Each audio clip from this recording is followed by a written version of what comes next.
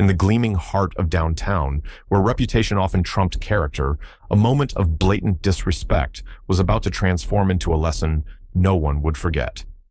The manager's dismissive wave toward Amara Shaq carried the weight of prejudice masked as policy, but he had no idea whose daughter he was turning away. What happened next wouldn't just change that restaurant forever. It would ripple through an entire community. Comment where you're watching from today, because this story of dignity in the face of disrespect is one that resonates no matter where you call home. The Platinum Fork stood as a monument to exclusivity in the city's elite dining district. Crystal chandeliers cast prismatic light across marble floors, while the soft murmur of privileged conversation blended with the delicate notes of a live pianist. The restaurant had built its reputation not just on its Michelin-starred cuisine, but on its carefully curated clientele, celebrities, business moguls, and political figures who valued privacy as much as the perfectly aged wines in the cellar below. On this particular Friday evening, the restaurant hummed with its usual energy. Reservations had been booked months in advance, and a small crowd of hopeful diners lingered near the entrance, waiting for any hint of a cancellation. Among them stood Amara Shaq, daughter of Michael Big Shaq Williams, the basketball legend whose philanthropy had transformed the city's underprivileged neighborhoods. Unlike her father, whose towering frame commanded immediate recognition, Amara possessed a quiet dignity that didn't announce her lineage. Her dark hair was pulled back in a simple ponytail, her attire elegant but understated, a cream blazer over a black dress that spoke of refined taste rather than flamboyant wealth. She had come directly from volunteering at one of her father's community centers, choosing to forego the driver her father insisted she use for special occasions. The slight scuff on her otherwise immaculate heels betrayed her day spent among children, learning to code in previously abandoned buildings her father had revitalized.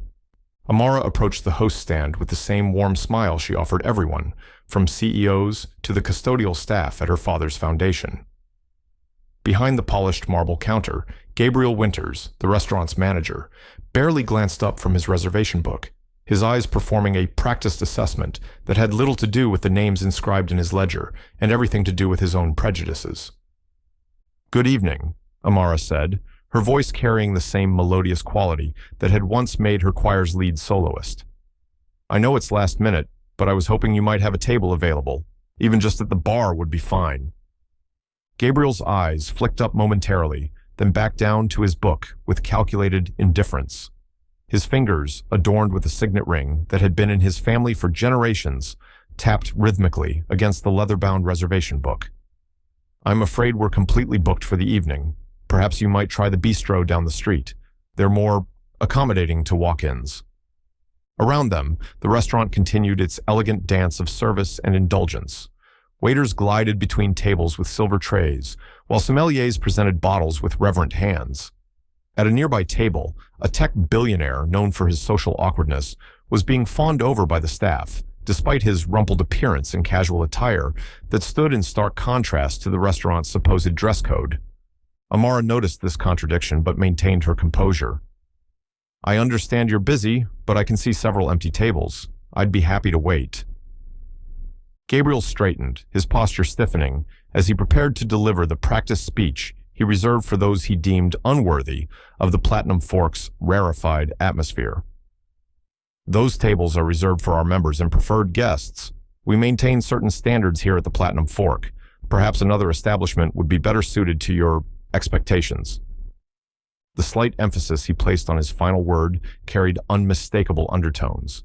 Several nearby patrons waiting for their tables shifted uncomfortably, recognizing the subtle discrimination but unwilling to intervene. A young couple, dressed in designer clothes that announced their newly acquired wealth, exchanged knowing glances before looking away.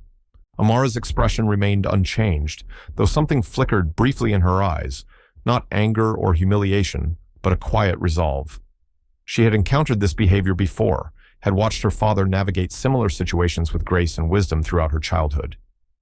Big Shaq had always taught her that true character wasn't revealed in moments of celebration, but in instances of disrespect.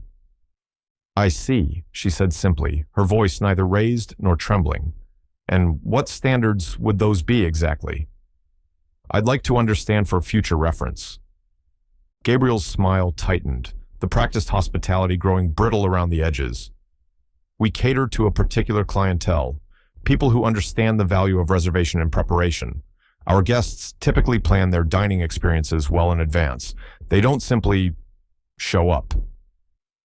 As he spoke, a well-known actress with a reputation for difficult behavior was being escorted to her table despite being visibly intoxicated.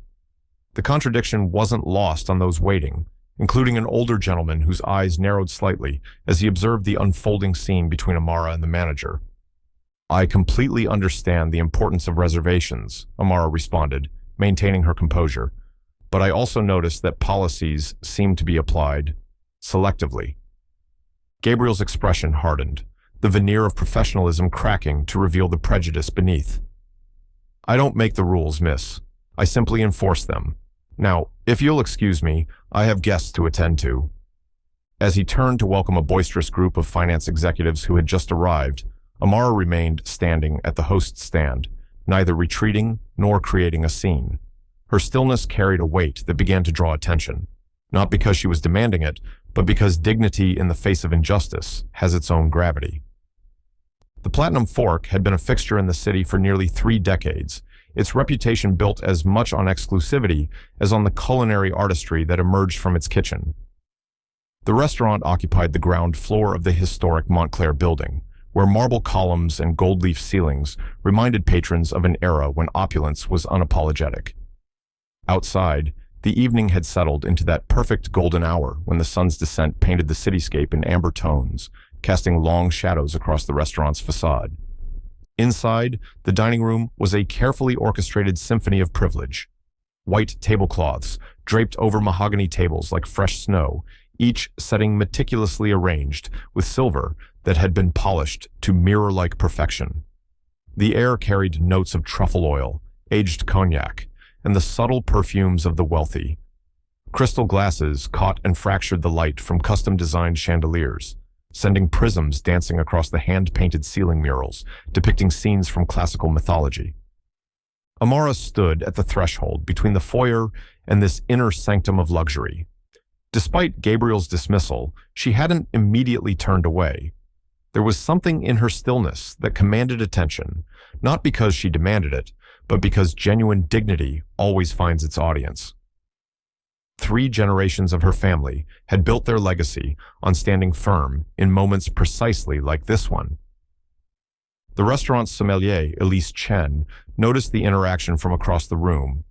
Unlike Gabriel, whose family connections had secured his position, Elise had worked her way up through the restaurant industry over 15 years, beginning as a dishwasher while putting herself through college. She recognized something in Amara's composed demeanor, a quiet strength that reminded her of her own grandmother, who had immigrated to America with nothing but determination and unwavering dignity. As Gabriel turned his attention to the finance executives, showering them with effusive welcomes despite their lack of reservations, Amara's phone vibrated in her small clutch purse. It was a message from her father, asking how her day at the community center had gone and whether she'd like him to send the car for her. Big Shaq, despite his fame and wealth, still checked in on his daughter daily, not from overprotectiveness, but from the deep bond they'd formed after her mother's death when Amara was just 12. Amara glanced at the message, but didn't immediately respond. She watched as Gabriel ushered the finance group toward a table that had supposedly been reserved. Their loud voices carried across the restaurant as they boasted about a recent merger that had left 300 people unemployed. One of them knocked into a waiter, causing him to spill water on his immaculate uniform. Instead of apologizing, the executive simply laughed and continued his conversation without acknowledging the incident. The contrast was striking.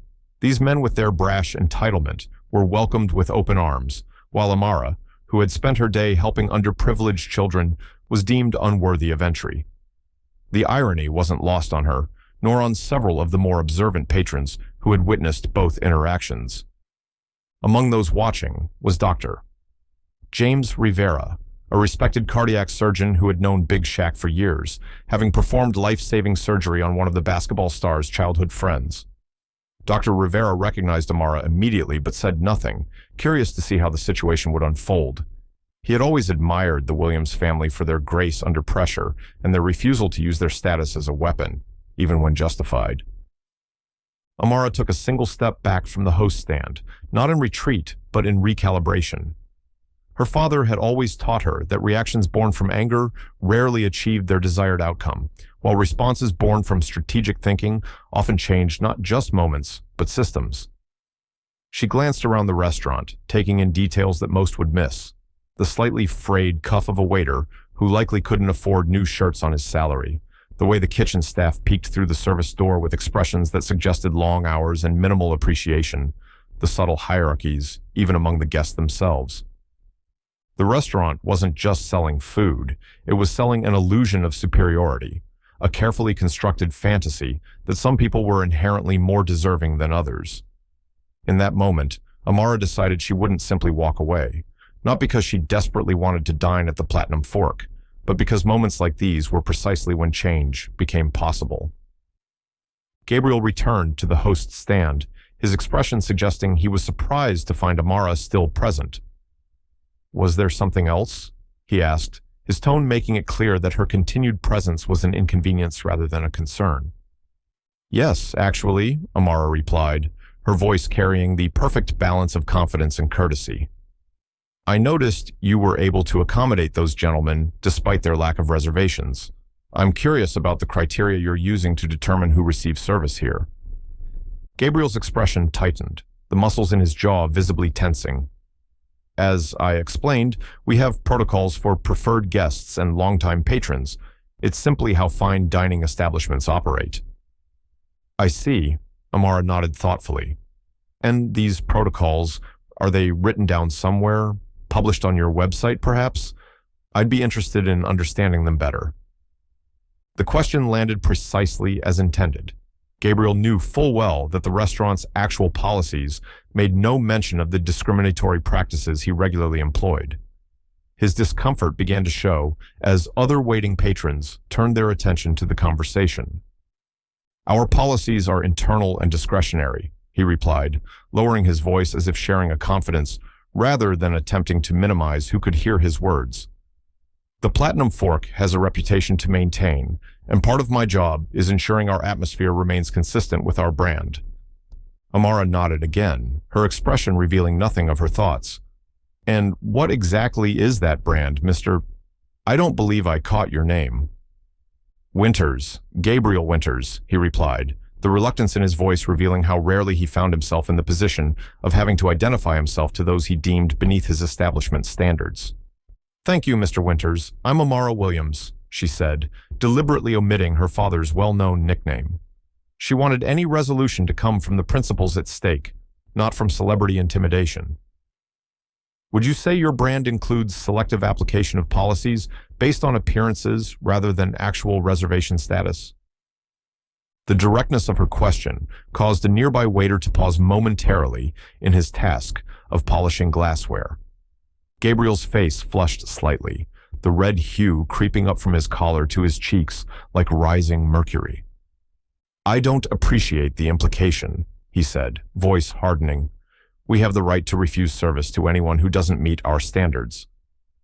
"Of course you do," Amara agreed, her tone reflective rather than confrontational. "I'm simply trying to understand what those standards actually are, since they don't seem to align with what's happening in practice." By now, their conversation had drawn the attention of several nearby tables.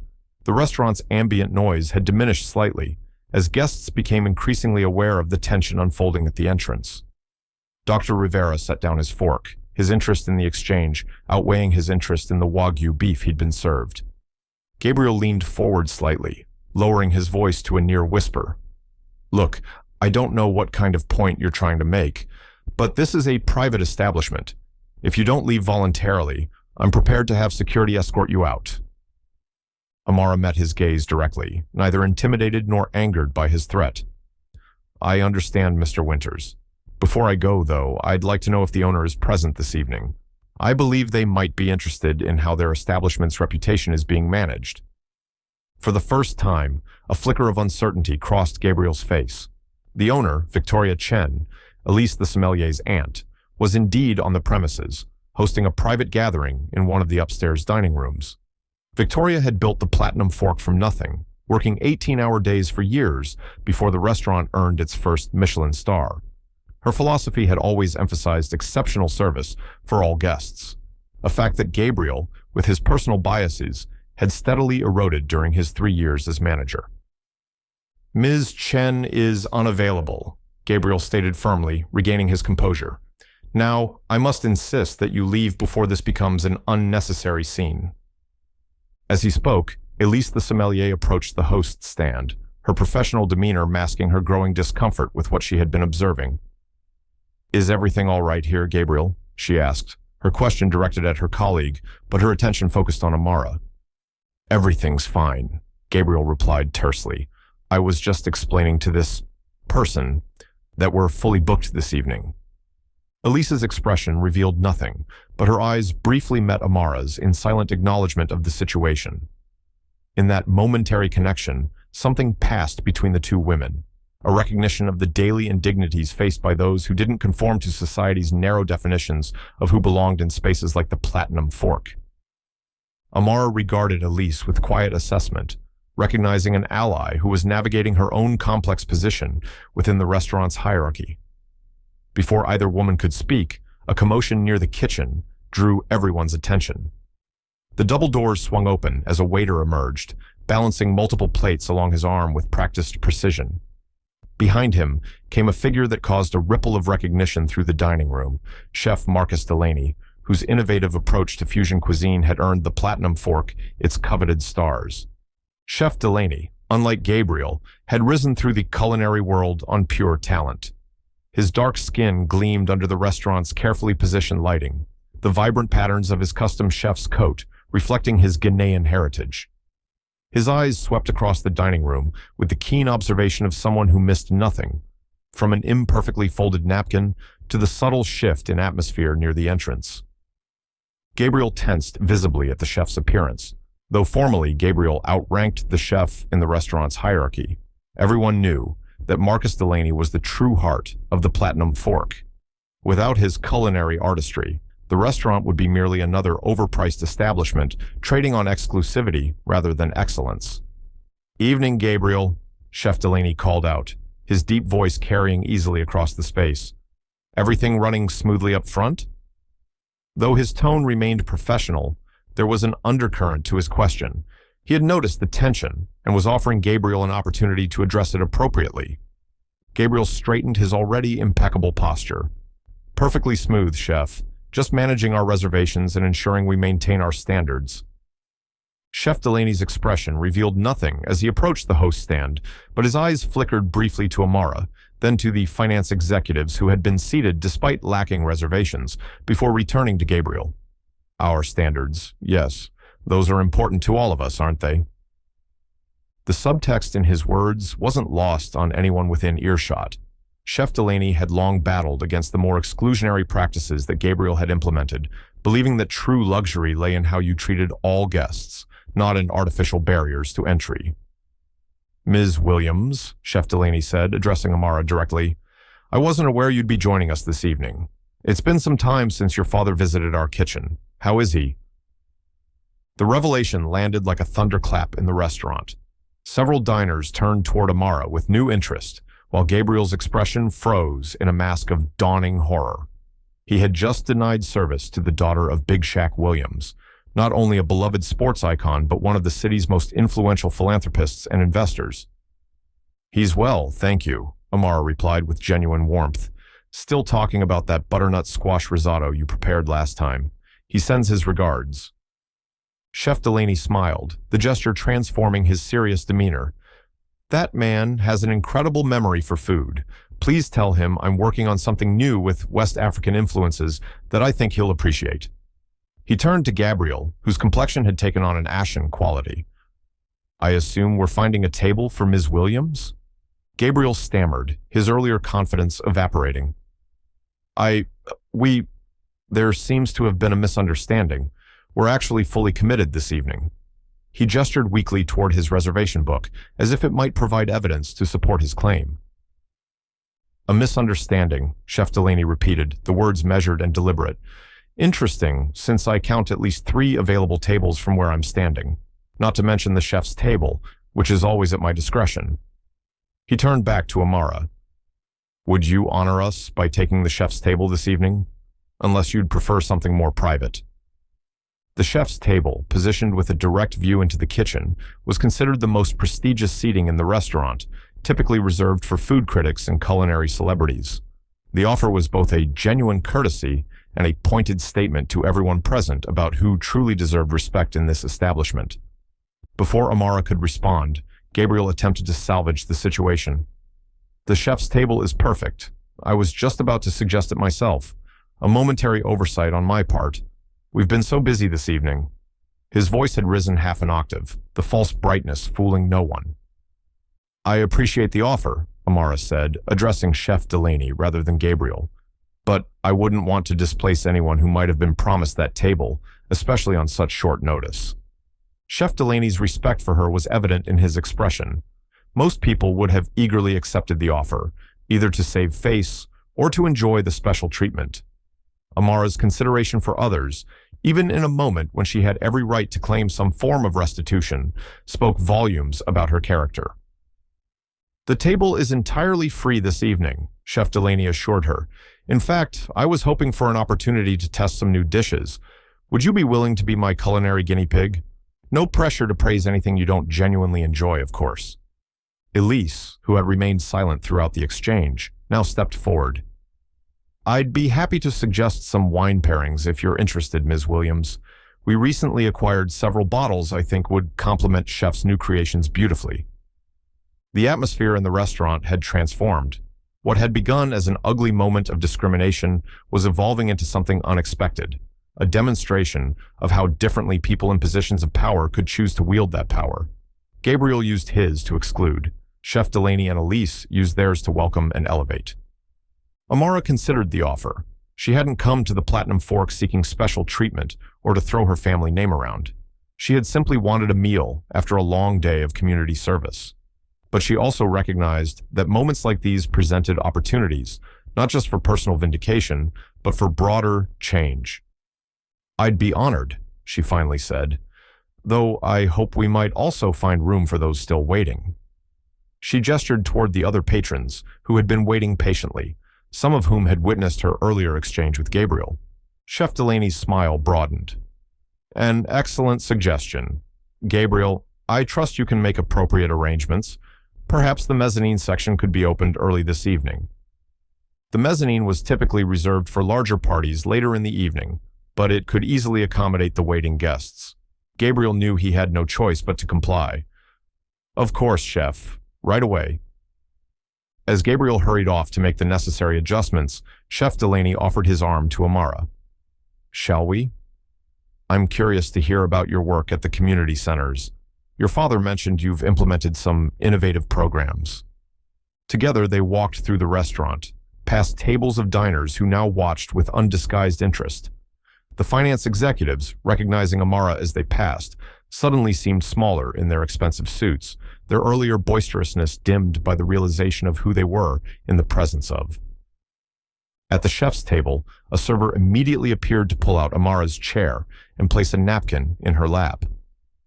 Elise arrived moments later with a champagne flute. To begin, a small production champagne from a female vintner in Reims. The house would like to offer this with our compliments.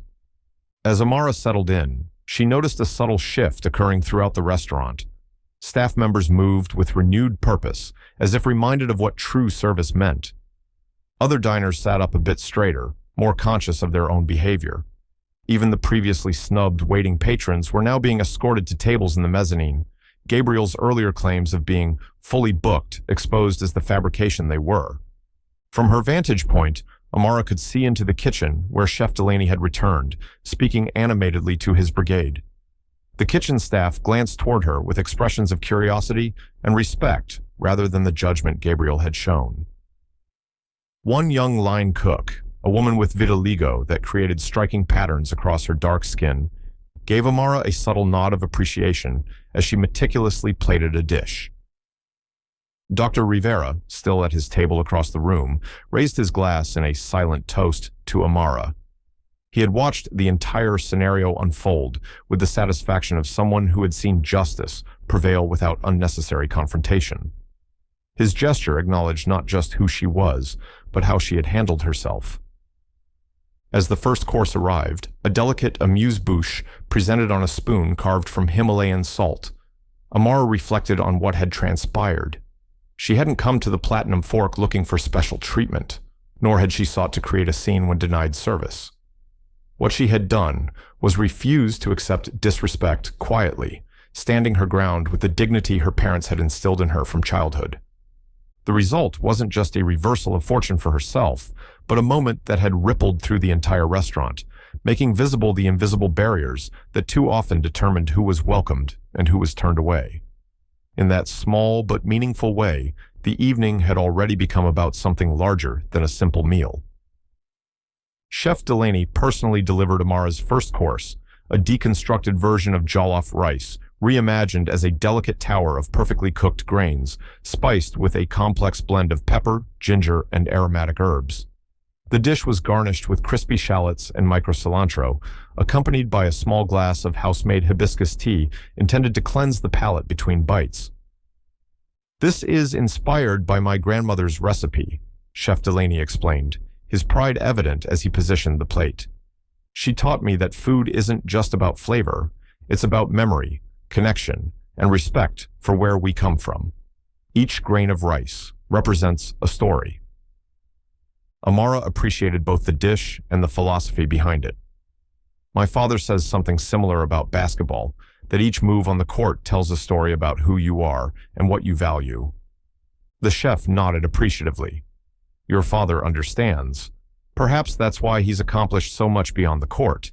He sees the deeper meaning in things." He gestured toward the kitchen, where his team worked with focused precision. "Please enjoy. I'll return shortly with the next course." As Chef Delaney departed, Amara became aware of a subtle shift in the restaurant's energy. Word had spread quickly through the dining room about who she was, creating a ripple effect of whispered conversations and discreet glances. Some patrons were clearly starstruck, while others seemed more intrigued by the earlier confrontation and its resolution. Gabriel was now working the floor with forced enthusiasm, his earlier confidence replaced by a nervous energy as he attempted to compensate for his mistake. He approached nearby tables with excessive attentiveness, his smile tight and his laughter too loud. When his path brought him near the chef's table, he gave Amara a wide berth, avoiding eye contact entirely. From the kitchen, Amara could see the young line cook with vitiligo, whose name badge identified her as Zara, watching Gabriel with barely concealed contempt. When their eyes met, Zara quickly returned to her work, but not before Amara had glimpsed the complex emotions behind her professional demeanor. It was a look Amara recognized well, the resigned frustration of someone who had witnessed such behavior countless times before. Elise returned with a perfectly paired wine, a South African Chenin Blanc, with notes of stone fruit and honey that complemented the spices in the jollof rice. "Chef mentioned you volunteer at your father's community centers," she said as she poured. "I actually benefited from one of those programs years ago, the Culinary Arts Scholarship. It's what allowed me to study wine." The revelation shifted something in Amara's perception. "The first cohort? In the downtown location?" Elise nodded, a genuine smile replacing her professional mask momentarily. "That's right. 15 of us, mostly from neighborhoods where fine dining seemed as distant as another planet. Now 3 of us work here. One owns a bistro in the Arts District, and another is a beverage director for a hotel group." "I'd love to hear more," Amara said warmly. "My father would be thrilled to know how that program has created pathways."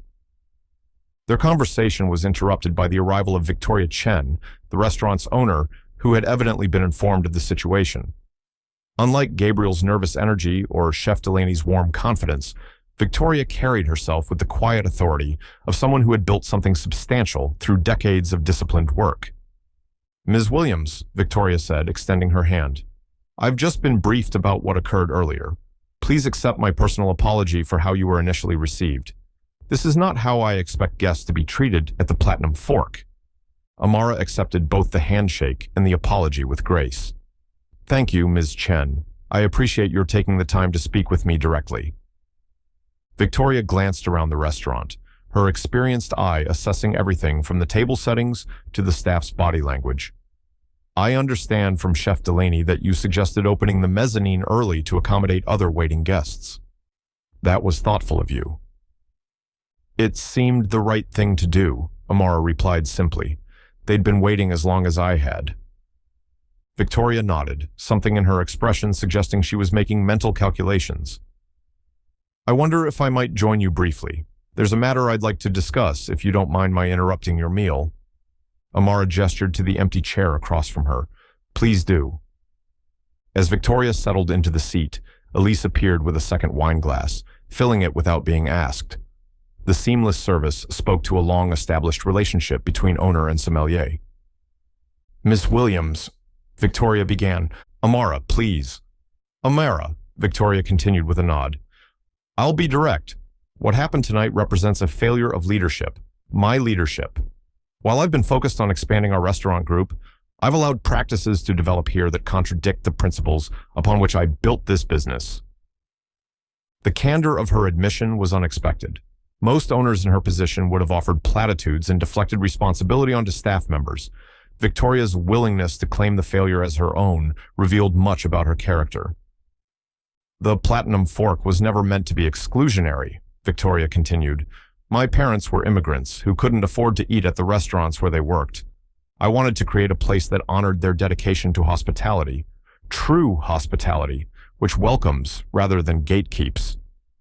She took a sip of wine, her expression thoughtful. Somewhere along the way, that vision became corrupted. We began valuing exclusivity over excellence, appearance over substance. Her eyes met Amara's directly. It took tonight's incident for me to see how far we've strayed. Amara considered her response carefully. Growth often requires uncomfortable moments of reflection. My father says the most important games aren't the ones you win, but the ones that force you to reevaluate your approach. Victoria smiled at the wisdom in the response. Your father's philosophy extends well beyond basketball, I see. She straightened slightly in her chair. Here's what I propose. I've been looking for someone to help revitalize our community engagement programs, someone who understands both the business side and has a genuine commitment to creating opportunity. Your work with your father's foundation demonstrates both. Amara's surprise must have shown on her face because Victoria continued quickly. This isn't about making amends for tonight, though I understand it might appear that way. I've actually been following your work for some time. The coding program for girls and the urban gardening initiative particularly impressed me. Before Amara could respond, Chef Delaney returned with the second course, a sea bass prepared with a delicate coconut curry sauce, accompanied by purple sweet potato puree and charred broccolini. He glanced between the two women, sensing the importance of their conversation. Should I return later? He asked. No, please, Amara said. This looks extraordinary. As Chef Delaney described the dish, Amara noticed Gabriel watching their table from across the room, his expression a complex mixture of anxiety and calculation. He was likely wondering whether his career at the Platinum Fork would survive the evening, unaware that Victoria was proposing a structural change that would affect far more than just his position. After Chef Delaney departed, Victoria continued. I'm suggesting a partnership, Amara. Your expertise in community development combined with our culinary resources.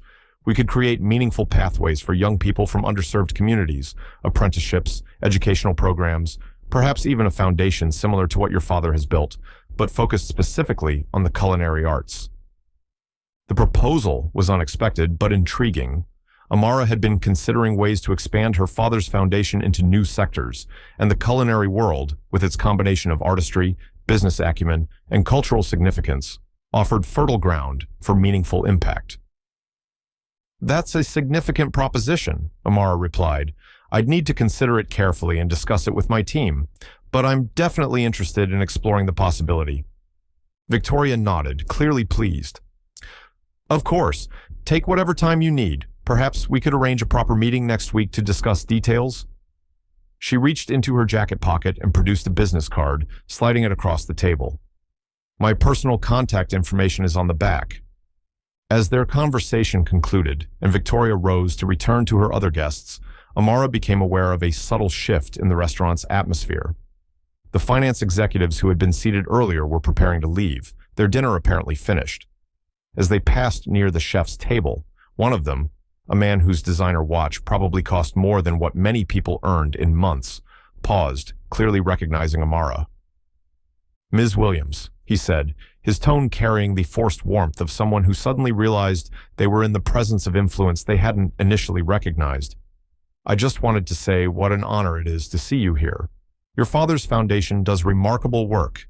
In fact, our firm has been considering a substantial donation to support your educational initiatives." The transparent attempt to ingratiate himself after witnessing her earlier treatment might have been amusing if it hadn't been so predictable. This was the same man who had knocked into the waiter without acknowledging it, who had boasted about layoffs as if they were achievements rather than human costs. Amara met his gaze with composed dignity. "How thoughtful. If you're serious about supporting educational access, I'd be happy to put you in touch with our development director. We believe actions speak louder than intentions."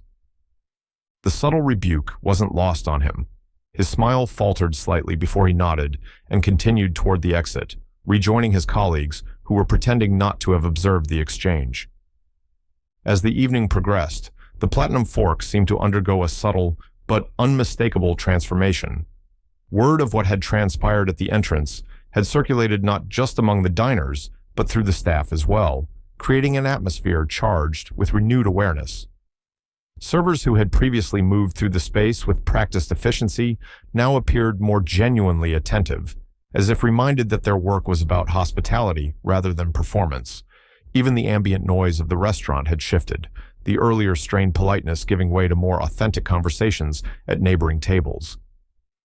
Amara savored the third course, a perfectly tender lamb, loin crusted with Berber spice, and served with a butternut squash puree infused with cardamom and cinnamon. The dish represented Chef Delaney's philosophy perfectly, technically impeccable, while honoring culinary traditions that fine dining had long overlooked. As she took another bite, Amara noticed Zara, the line cook with vitiligo, approaching the chef's table with a small plate. "Chef asked me to bring you this," Zara said, her voice carrying the slight lilt of an Ethiopian accent. "It's a traditional injera crisp with whipped goat cheese and preserved lemon, a palate cleanser before dessert." Unlike the other servers, whose professional demeanor maintained a careful distance, Zara's expression held a personal warmth, a silent acknowledgement passing between the two women. "Thank you," Amara said, accepting the plate. "I noticed you earlier. Your technique with the fish course was impressive." Surprise flickered across Zara's face, quickly replaced by quiet pride. "You were watching the kitchen prep?" "I find it fascinating, the choreography of a professional kitchen. There's an art to it that most diners never appreciate." Zara's posture relaxed slightly. "Most people don't notice us at all unless something goes wrong. They see the plate, not the hands that created it." The observation wasn't just about food service, but about invisibility itself, something both women understood from different perspectives. Before Amara could respond, Gabriel appeared beside them, his expression tense. "Zara, chef needs you back on the line," he said curtly, the reprimand clear in his tone. "You know staff aren't supposed to engage with guests unless specifically instructed to do so." Zara's expression immediately closed, the professional mask slipping back into place as she nodded and turned to leave. Amara noted how quickly Gabriel had reasserted his authority over someone he considered beneath him, even as he continued to avoid direct interaction with Amara herself. "Actually, Gabriel," Amara said, her voice casual, but carrying enough weight to halt Zara's retreat. "I was asking Zara about her culinary background. Chef Delaney mentioned she's developing a special dessert concept for the spring menu. I'd love to hear more about it." It was a fabrication, but a purposeful one. In that moment, Amara was using her newly acknowledged position to create space for someone whose voice had been systematically diminished. Gabriel found himself in an impossible position, unable to contradict Amara without appearing rude, yet clearly uncomfortable with the disruption to his carefully maintained hierarchy. Of course," he he managed, struggling to maintain his composure. However, the kitchen is particularly busy this evening, and all hands are needed. I understand completely, Amara replied smoothly. Perhaps another time, Zara. I'm particularly interested in how Ethiopian flavors might be incorporated into the dessert program here. Zara's eyes widened slightly. Amara had correctly identified her heritage from the subtle culinary influences she'd observed in the kitchen. I would be honored, Miss Williams.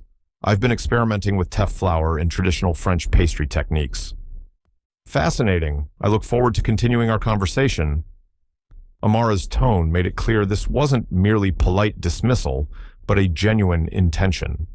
As Zara returned to the kitchen, Gabriel remained standing uncomfortably beside the table, caught between his instinct to reassert control and his fear of further missteps.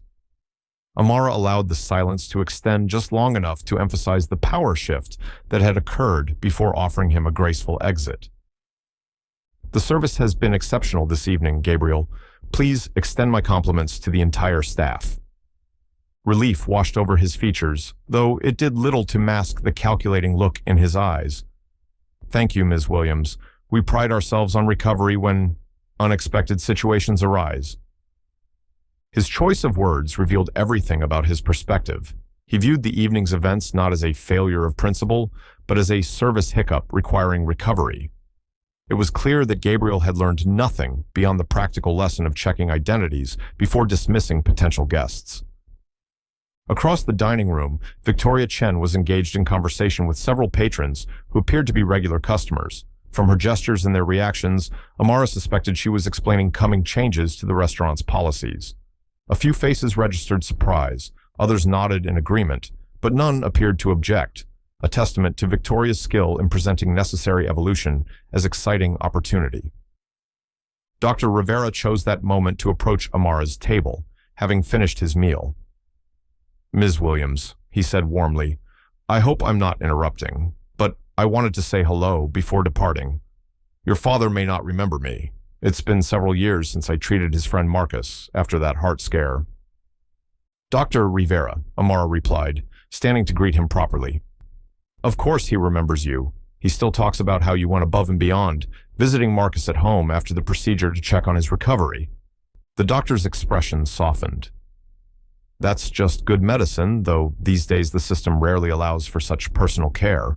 He glanced meaningfully around the restaurant. I witnessed what happened earlier.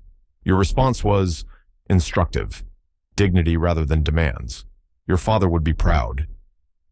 Before Amara could respond, her phone vibrated with an incoming message. It was from her father. How's your evening going, sunshine? The center director told me you stayed late helping that new coding group debug their project. You get dinner yet?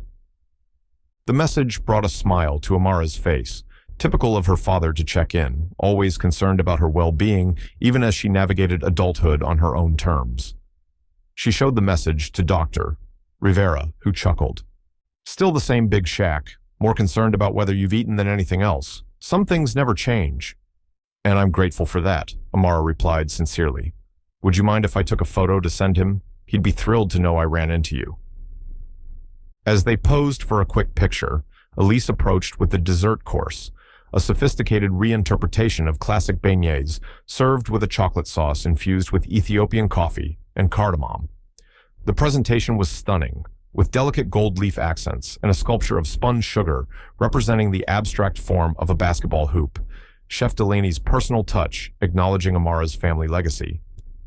Chef wanted you to know this dessert will be added to the menu tomorrow, Elise explained as she placed the plate on the table.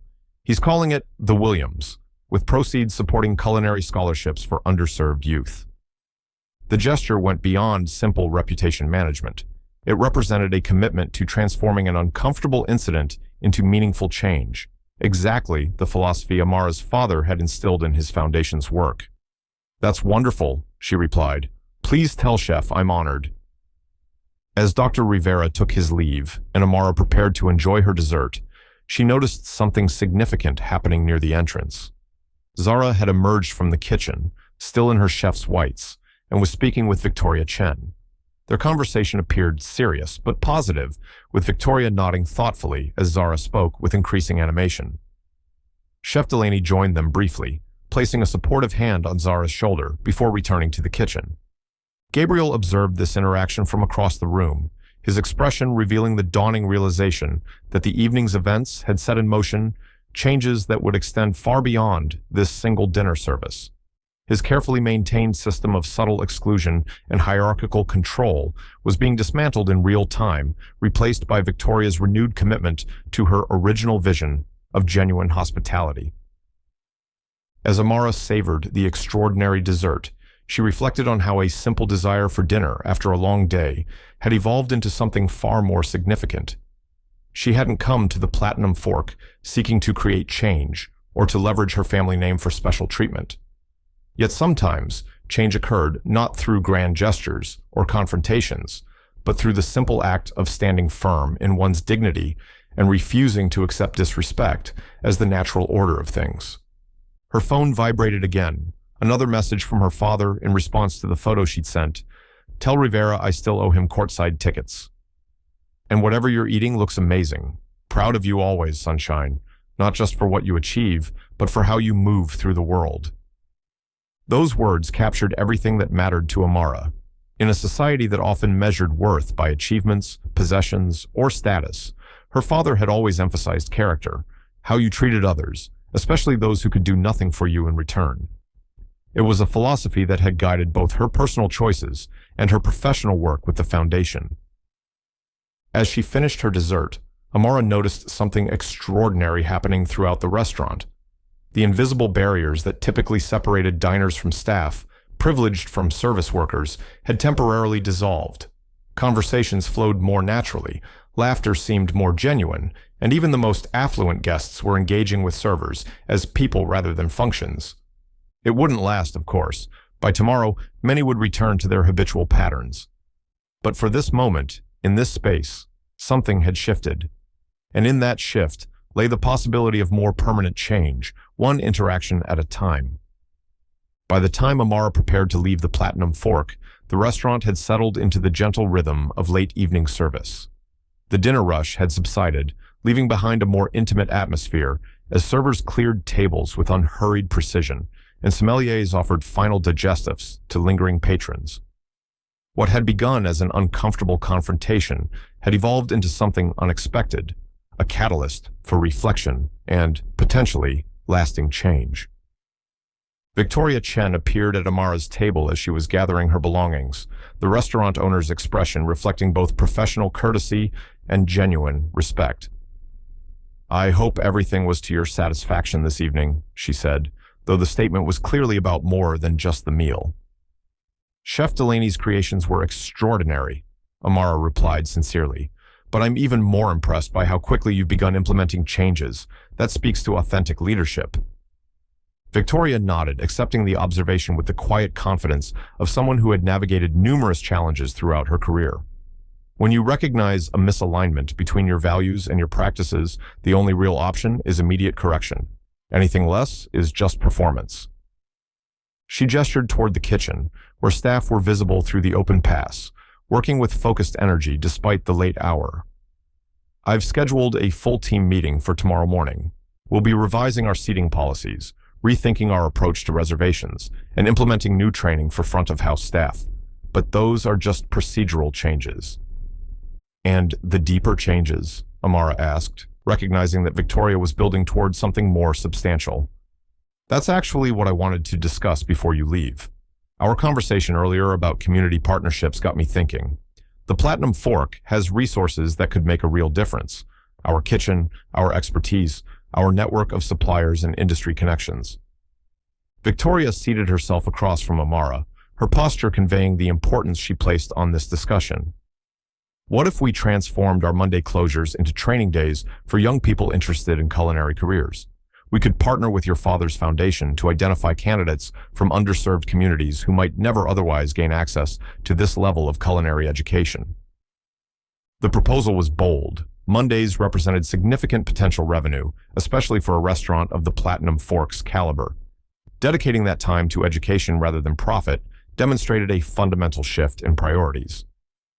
"That would be tremendous," Amara replied, her mind already calculating the possibilities. Our foundation has connections with several high schools where students have expressed interest in culinary careers but lack pathways to professional training. Victoria nodded, encouraged by the response. We could start with basics, knife skills, ingredient knowledge, fundamental techniques, and gradually introduce more advanced concepts. Participants who show particular promise could be offered apprenticeships or even scholarship recommendations for culinary school. As they discussed logistics, Elise approached with a small package carefully wrapped in the restaurant's signature paper. Chef Delaney asked me to give you this, she explained, placing it beside Amara. He said it's a token of appreciation for your patience this evening.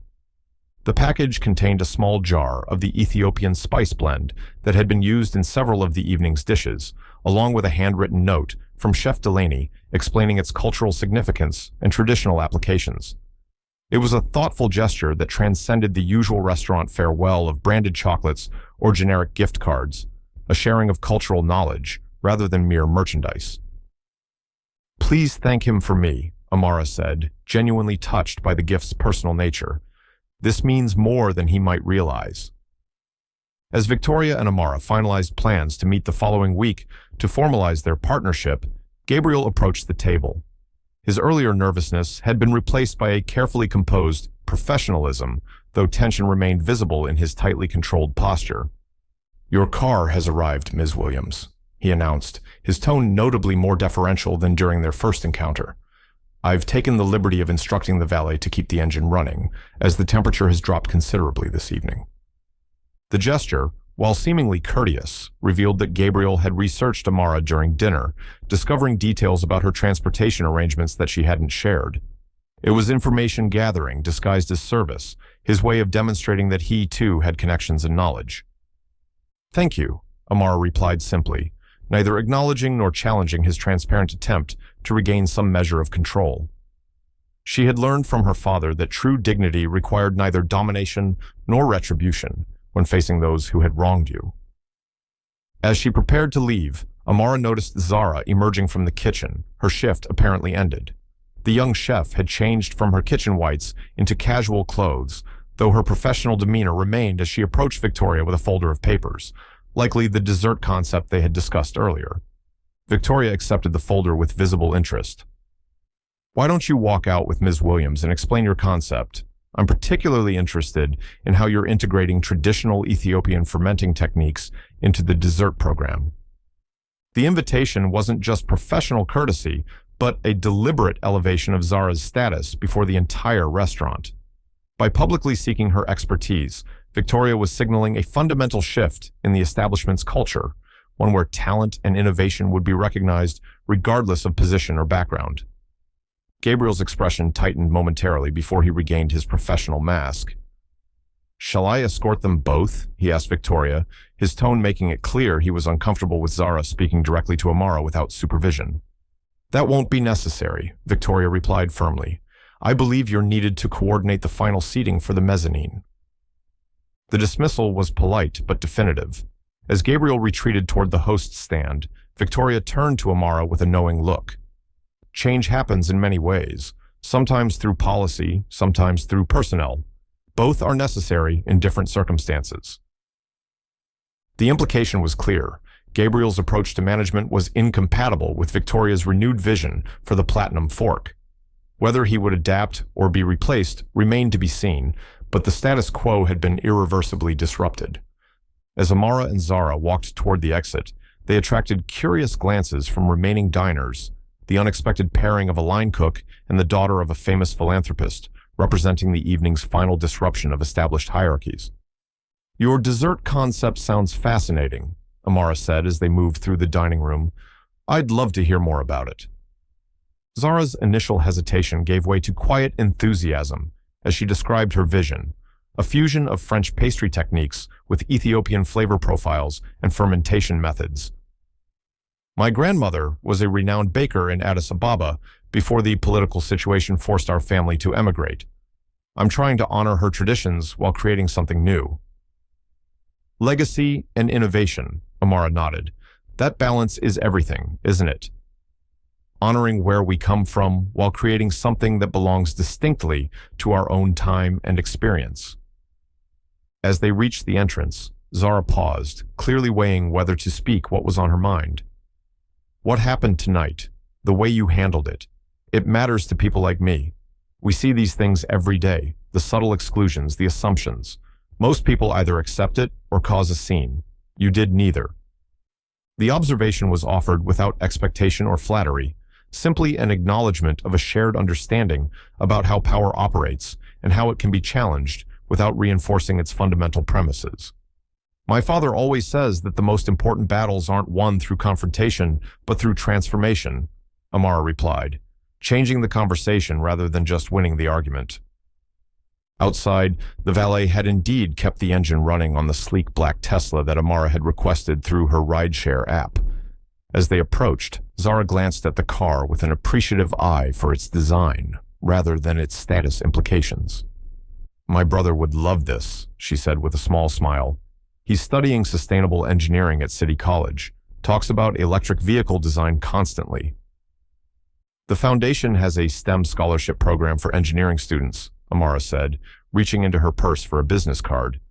Have him send me his information. We're always looking for passionate voices for our advisory panel, even if he doesn't need financial support. The offer was made casually, but both women understood its significance. Another small disruption in the systems that typically determined who had access to opportunities and who remained on the outside, looking in.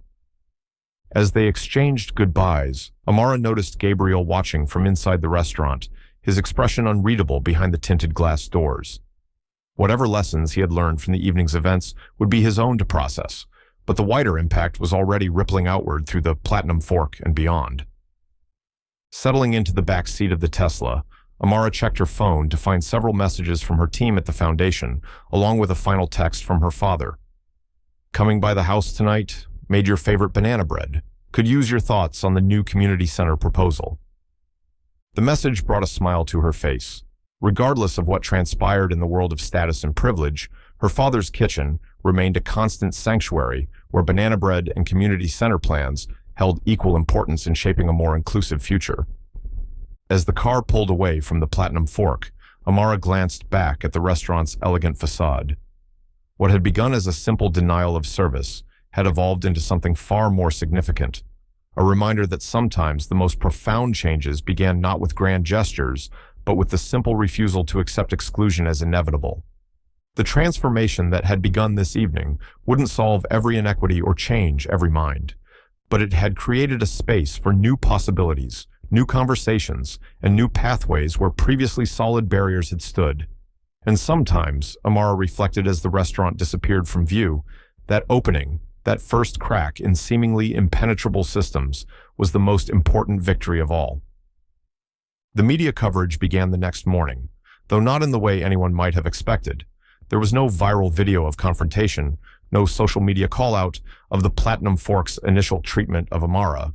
Instead, the first mention appeared in the food section of the city's most respected newspaper, a thoughtful piece about Chef Delaney's innovative fusion of West African and French techniques, with a brief mention of Amara Williams' presence at the chef's table. What followed, however, quickly transcended culinary reporting. By mid-morning, several business publications had picked up on the announcement of the partnership between the Williams Foundation and the Platinum Fork Restaurant Group. The focus wasn't on the previous night's incident, but on the forward-looking initiative to create culinary training opportunities for youth from underserved communities. Victoria Chen's public statement, crafted with careful precision, addressed the partnership's goals without directly referencing the circumstances that had catalyzed it. The Platinum Fork has always strived for excellence in cuisine. Now we're expanding that commitment to excellence in community engagement. Working with Amara Williams and the Williams Foundation allows us to create meaningful pathways into the culinary world for talented young people who might otherwise be excluded from these opportunities.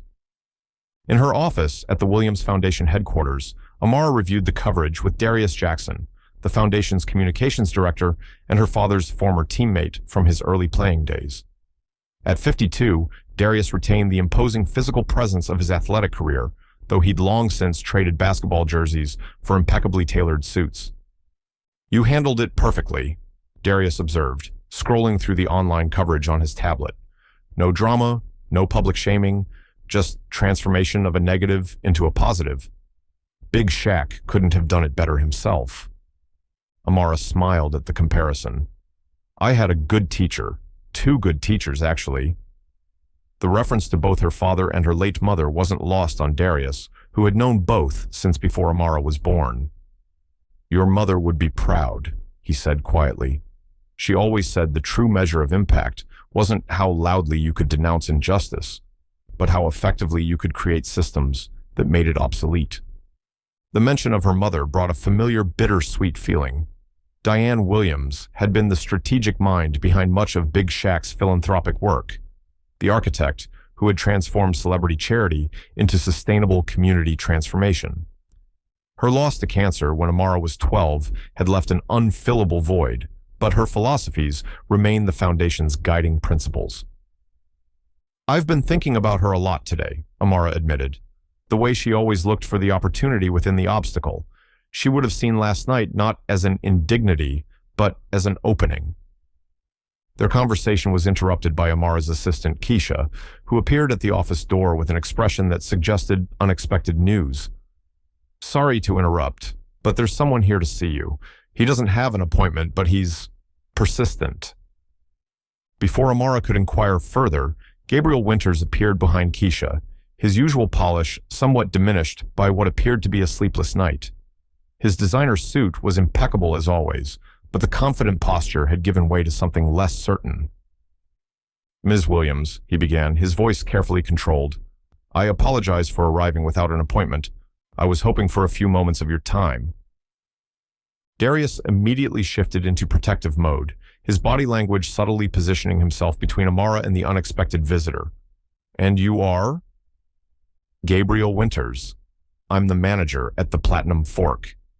The introduction carried none of the pride it would have held 24 hours earlier. Recognition flickered in Darius's eyes.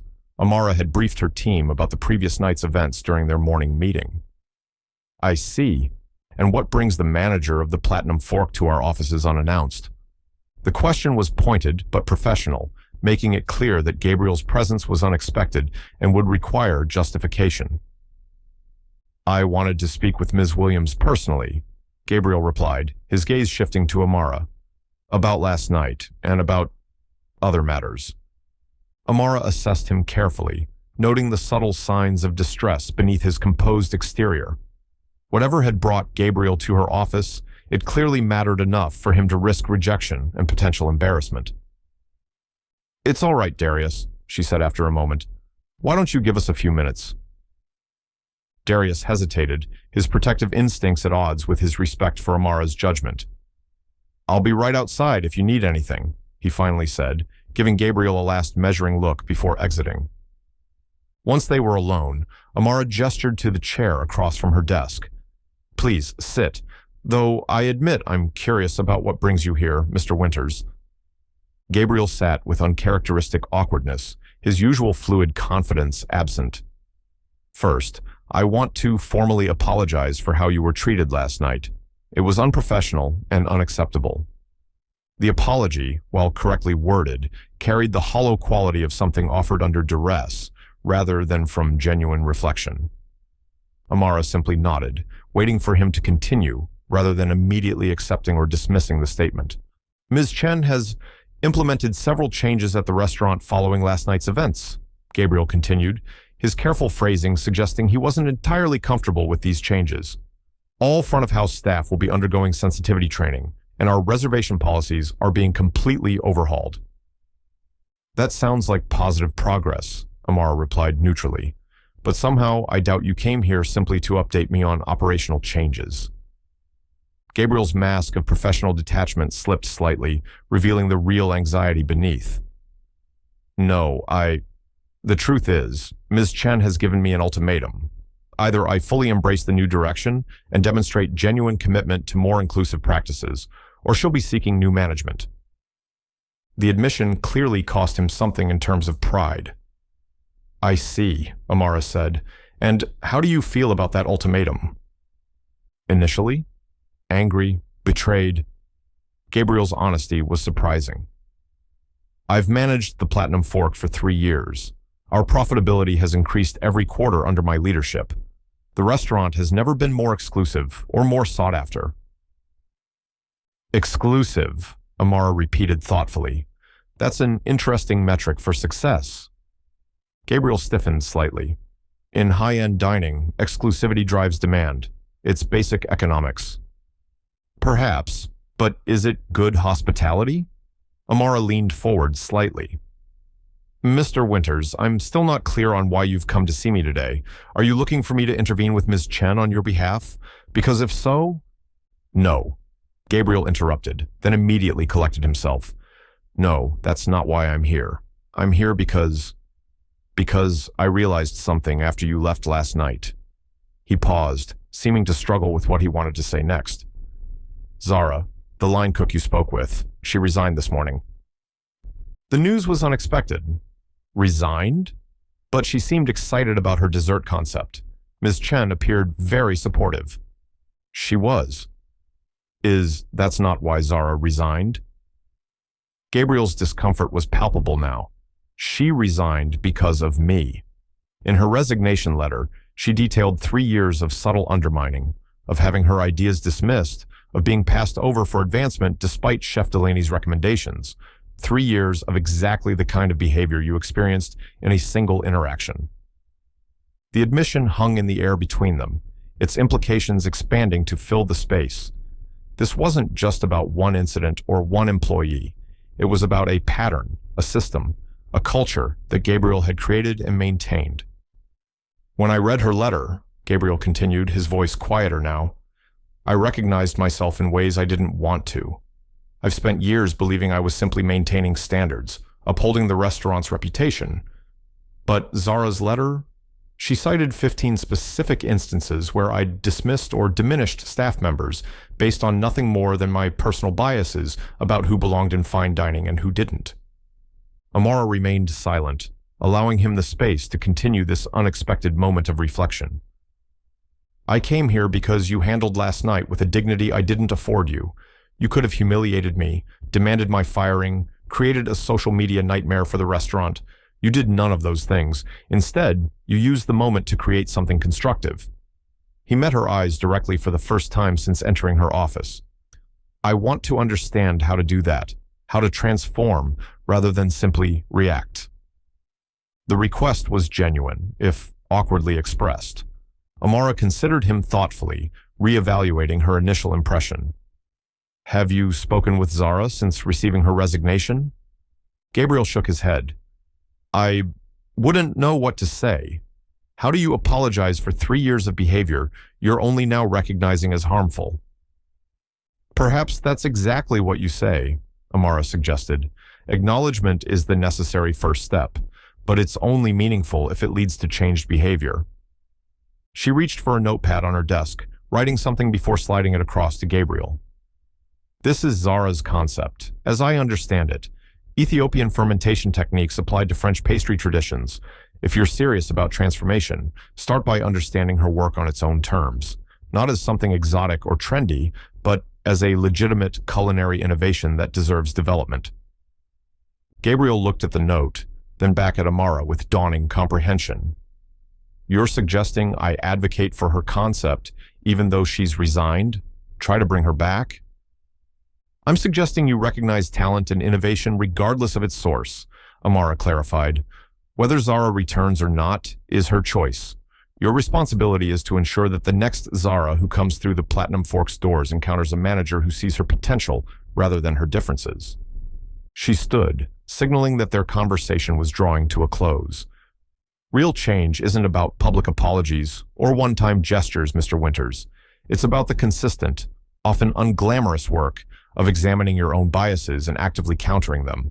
It's about creating systems that promote inclusion rather than exclusion. And most importantly, it's about listening to those you previously dismissed. Gabriel rose as well, absorbing her words with unexpected receptiveness. Thank you for seeing me, Ms. Williams. You had every right to refuse.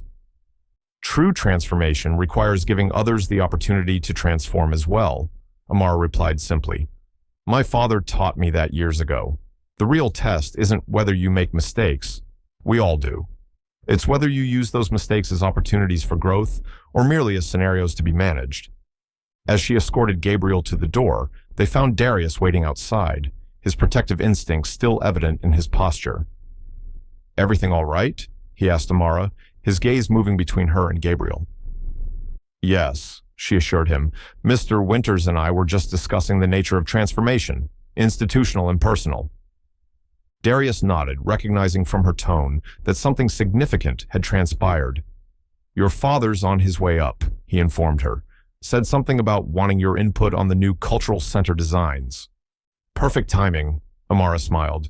"Mr. Winters was just leaving."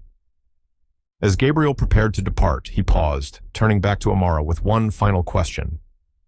"The program you and Ms. Chen discussed, the Monday training sessions for young people interested in culinary careers, is that still moving forward?" "It is," Amara confirmed. "We're finalizing the details next week." Gabriel nodded, a new resolve visible in his expression. "I'd like to be involved, if that's possible. Not leading, but learning. I think I have a lot to learn." The admission, humbling as it must have been for someone in his position, suggested that perhaps the previous night's events had catalyzed something genuine rather than merely performative. "I'll speak with Ms. Chen," Amara replied, neither promising nor dismissing the possibility. "Transformation is a journey, Mr. Winters. The important thing is to begin walking the path." As the elevator doors closed behind Gabriel, Darius turned to Amara with raised eyebrows. "Want to tell me what that was all about?" Before she could respond, the elevator at the opposite end of the corridor opened to reveal Big Shaq Williams, his 6'8" frame filling the space with the same commanding presence that had once dominated basketball courts across the country. At 55, he moved with the slight stiffness of a former athlete whose body had given everything to his sport, but his smile remained as bright and genuine as it had been in his rookie days. "There's my girl," he called out, arms opening for the hug that had been their greeting since Amara was old enough to walk. "Ready to change the world today?" As Amara stepped into her father's embrace, she smiled at the familiar question, their daily ritual and enduring purpose wrapped into 5 simple words. "Always," she replied, "one conversation at a time." The cultural center's grand opening drew a diverse crowd that spilled from the renovated warehouse into the surrounding streets. 6 months had passed since that pivotal evening at the Platinum Fork, and what had begun as a simple denial of service had blossomed into something far more profound. The Williams Chen Culinary Arts Academy now occupied the entire 3rd floor of Big Shaq's newest community center, its state-of-the-art kitchens gleaming under natural light that poured through skylights installed specifically for the program. Amara stood at the edge of the demonstration kitchen, watching as Zara guided a group of high school students through the delicate process of laminating dough for croissants.